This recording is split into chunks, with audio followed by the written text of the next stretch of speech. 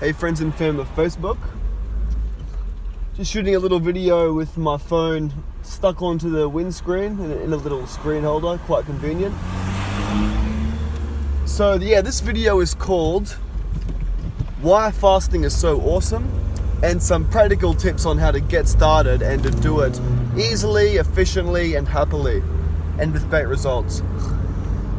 So yeah, the reason I made this video is because today is one of the days of the week where I've been doing a bit more fasting than normal. Some days of the week I fast a little bit less. I might have a breakfast mid-morning, then I'll lift some weights an hour or two after that, then just keep on eating on the days that I lift. And then on the other few days of the week, I will skip breakfast, I will do a whole bunch more yoga, breath work, meditation, and then I will eat my first meal of the day, generally around the middle of the day. So maybe a 14 to 16 hour fast. And on the days I do weights, about a 12-hour fast. And that includes 8 hours of sleep, plus the night before. So anyway, I want to say I think it's really important for us to have some times of the week or every day, or at least times of the week where we do fast for a bit longer and we have the feeling of a genuinely empty stomach and genuine hunger. So when I say hunger or genuine hunger, I don't mean when you wake up, still feel a bit bloated, maybe a bit flat on energy, and you're just like, man, I'd love some food, I love the stimulation, the little mood lift, etc. That's not true hunger. I mean, you go past that point that I just described, where you feel a bit hungry, a bit flat, go past that point, go on with the day, do a few things, maybe some black coffee and lemon water, do some activities, cognitive work, physical work. Then you feel that bloating start to go down. You feel the flatness of energy start to go down, so your energy starts to come up. So almost you can imagine it, the size of your stomach is going down, while your energy is going up and up for a few hours. And then eventually, after the stomach's been quite empty for a while, the hunger will hit. So yeah, so I'll just describe a few of the benefits of fasting or intermittent fasting as I'm describing. I could go rattle off a bunch of scientific benefits, maybe I will, but I'll start with the personal benefits that I've experienced just today. So what are the first-hand positive effects that you could expect to experience? Well, for one, I feel much lighter.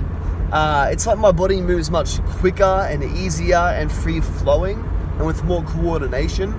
And I imagine it like when you eat, you have more of the earth element present, which is why it's good for weightlifting, because there's more heaviness and weight behind your body, you know, like the muscles are full of more glycogen.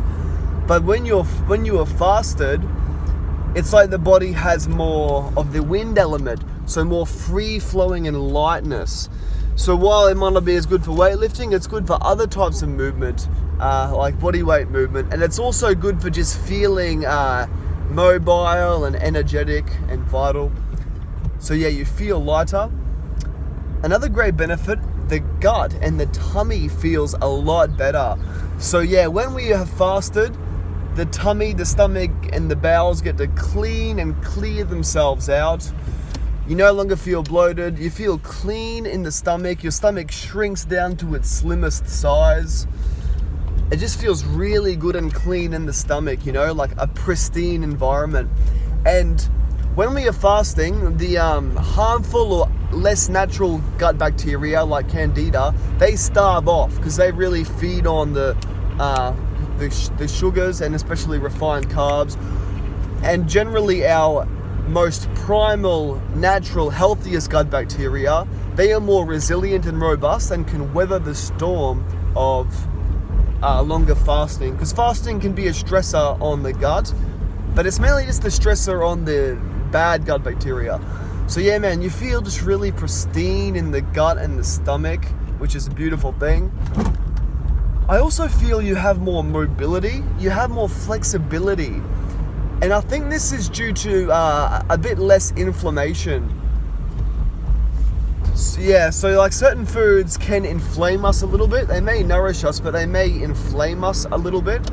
But when we are fasting, It does lower our inflammation, the white blood cells go up, and also detoxification of the various bodily systems through the lymphatic system that goes up, and then, as I said, the gut gets cleansed. So when our cleansing goes up and we take in less inflammatory products, such as any random food product, there's less inflammation in the body. So when there is like a bit less swelling and a bit less heat, then you feel more like mobile. There's more fluidity, and there's less swelling and less heat to block the mobility of very refined muscle fibers.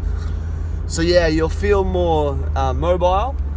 Then the last benefit I'll give, it really relates to your mental state and emotional state. So you feel extra alertness, as well as wakefulness, focus, motivation, better thinking skills. And this is because there's less energy going towards your gut to digest food.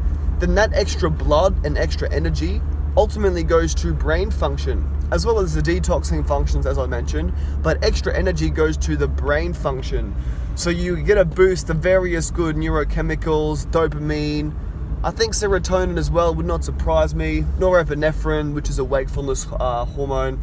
But then also BDNF gets increased, brain-derived nootropic factor. So this is a hormone, a brain hormone, which increases the proliferation of new brain cells. So it helps your brain to grow new cells, new connections, etc. So fasting can be a great nootropic if you want to be really focused, get a lot of cognitive work done. So that's a few of the benefits of fasting, detoxing, less inflammation, better brain functioning, etc. So then what are some practical ways to get started? A few newbie tips. One of them is start small and then maybe work your way up. So starting small means just start with like 12 hours if you've never done it before. So 12 hours, that includes your 8 hours of sleep, then about 2 hours before you sleep, so 2 hours at night, then 2 hours in the morning. Then after that you eat. 12 hours you'll get a positive effect. I aim for 12 hours every day. But just start with 12 hours, and once you get the hang of that, maybe you can up the ante a little bit to then 13 hours or 14 hours, up towards 15 or 16 hours. So and that might be the upper limit of what you might want to do, 16 hours a day, but it's very doable. You can even do up to 23 hours a day when you eat just one meal a day. You only eat dinner, rest of the day you fast. I've tried that for a few weeks at a time.